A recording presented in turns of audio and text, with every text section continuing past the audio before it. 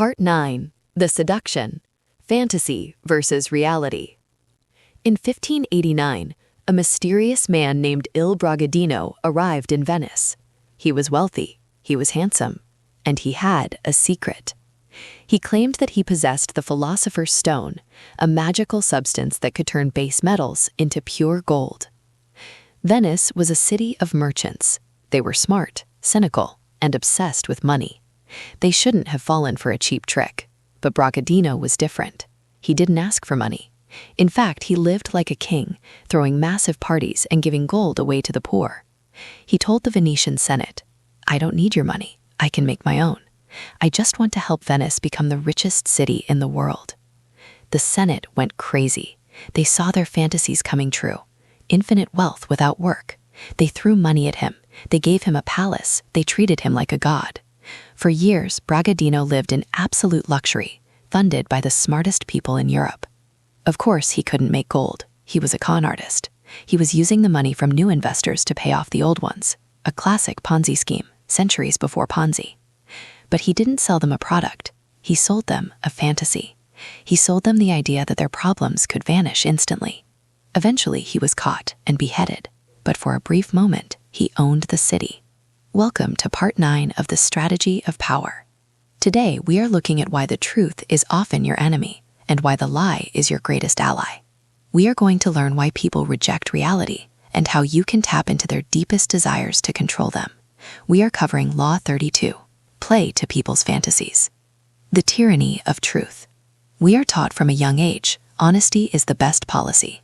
Robert Greene argues, the truth is often avoided because it is ugly and unpleasant. Think about reality. Reality is you have to work hard for 40 years to save money. Relationships are difficult and require compromise. You are going to get old and die. This is depressing. No one wants to hear this. Now look at fantasy. Fantasy is you can get rich in 30 days with this one weird trick. You can find your soulmate and live happily ever after without effort. You can look 20 years younger with this cream. If you run a business based on hard reality, you will struggle.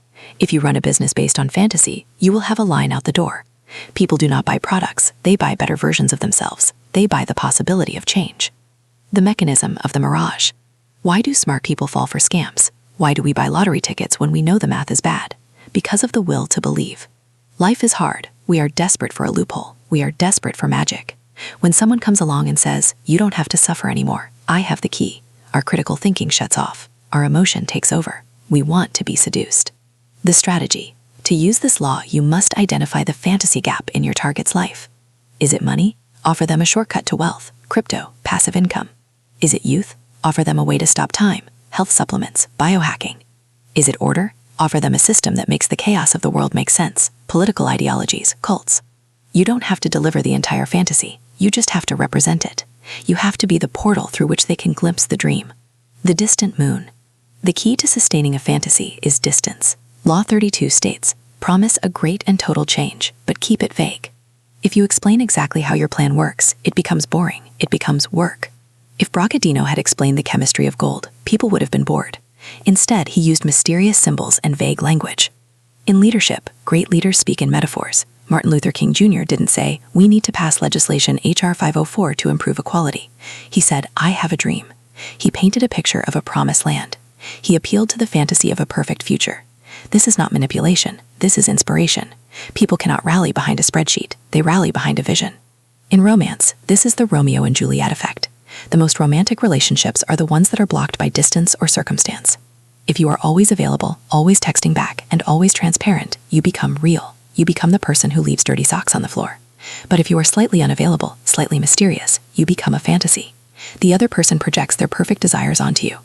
Modern application, the overnight success. How does this apply to your career? Stop selling the process, start selling the transformation. If you are a personal trainer, don't sell, "We are going to do burpees for 6 months and eat broccoli." Reality, pain. Sell, unlock the body you were meant to have. Fantasy, result. If you are pitching a startup to investors, don't sell, "We are a software that optimizes supply chain logistics by 4%. Boring. Sell, "We are building the operating system for the entire global economy." Fantasy. You must stretch up the boring reality in the close of fantasy. Once they have bought the dream, then you can introduce the work, but you will never get them in the door with the truth. The warning, the Icarus effect. There is a massive danger here. If you promise a fantasy that is completely impossible and you deliver nothing, you will be destroyed. Bragadino was beheaded because he delivered 0 gold. You must walk the line, promise the moon, but deliver a really good flashlight. If the flashlight is good enough and you keep the dream of the moon alive, people will stay with you. But if the gap between your promise and your reality is too big, the fantasy turns into fraud, and the anger of a person who has been woken up from a dream is terrifying. The homework, the Disney audit. Here is your practice for the week. I want you to audit how you present yourself. Look at your LinkedIn profile, your dating profile, or your resume. Are you too real? I am a responsible account manager who replies to emails on time. Boring, safe, forgettable. Rewrite it to tap into a fantasy. I help companies reclaim their time and dominate their market. Bold, exciting, a savior.